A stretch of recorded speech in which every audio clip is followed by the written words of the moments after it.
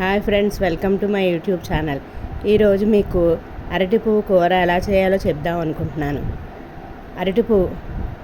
ఈ అరటి పువ్వు ఆరోగ్యానికి ఎంతో మంచిది. చాలా హెల్దీగా ఉన్న పోషకాలు అవి ఉన్నాయి ఇందులో. లేడీస్కి పీరియడ్స్ టైం అప్పుడు కూడా ఎంతో యూజ్ అవుతుంది. ఈ పువ్వు తింటే కనుక బ్లీడింగ్ అవి ఎక్కువగా అవ్వకుండా ఉంటుంది.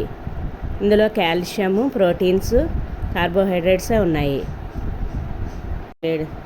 దీనిలో ఇది వగరగా ఉన్నా కూడా హెల్త్కి ఎంతో మంచిది.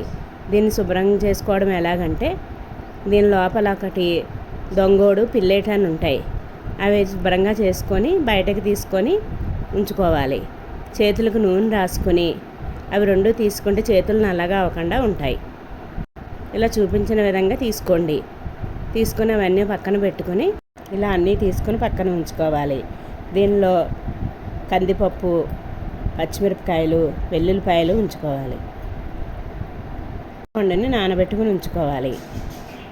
తర్వాత అవి శుభ్రం చేసుకున్నవన్నీ మిక్సీలో వేసి కొద్దిగా ఉప్పు వేసి కచ్చా పచ్చగా చేసుకోవాలి. దీన్ని బయటకు తీసి ఇలాగా నీళ్లు వేసుకొని శుభ్రంగా కడుక్కోవాలి. జల్లెడలో వేసుకొని కడుక్కుంటే పక్కన ఉన్నదంతా పోకుండా ఉంటుంది. పక్కకు తీసుకొని ప్లేట్లో పెట్టుకొని నీళ్ళంతా తీసేసి ప్లేట్లో పెట్టుకుని ఉంచుకోవాలి. తర్వాత స్టవ్ మీద బాండీ పెట్టుకొని నూనె వేసుకొని అందులో శనగపప్పు, ఆవాలు, మినపప్పు, జీలకర్ర వేసుకోవాలి. దాన్ని ఫ్రై చేసుకోవాలి. దాంట్లోనే వెల్లుల్లిపాయలు వేసుకోండి. దంచి పెట్టిన వెల్లుల్లిపాయలు, పచ్చిమిరపకాయలు వేసుకొని వేగించుకోండి. కరివేపాకు వేయాలి. వేయించిన తర్వాత కడిగి శుభ్రం చేసి పెట్టుకున్న అవంతా వేసుకోవాలి. కూర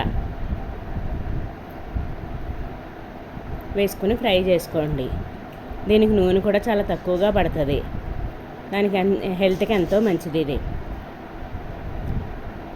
నానబెట్టుకున్న చింతపండు రసము తీసుకొని అందులో వేసుకోండి. దానిలో కొద్దిసేపు ఉడికిన తర్వాత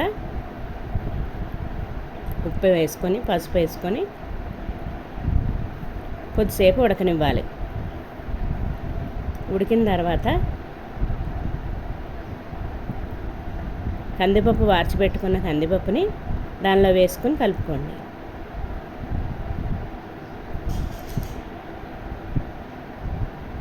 కలుపుకొని ఒకసారి మగ్గిన తర్వాత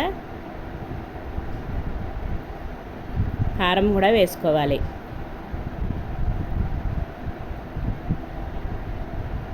రుచికి సరిపడా కారము, ఉప్పు వేసుకోండి.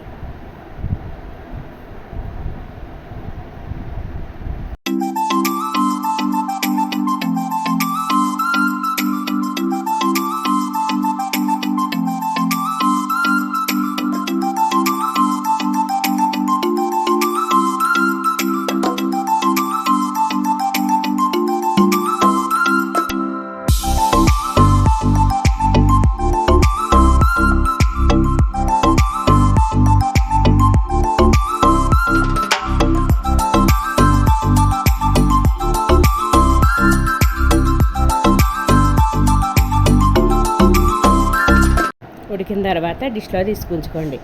ఇది మీరు కూడా ట్రై చేసి కామెంట్ చేయండి. కనుక మీకు నచ్చినట్లయితే లైక్, షేర్ అండ్ సబ్స్క్రైబ్.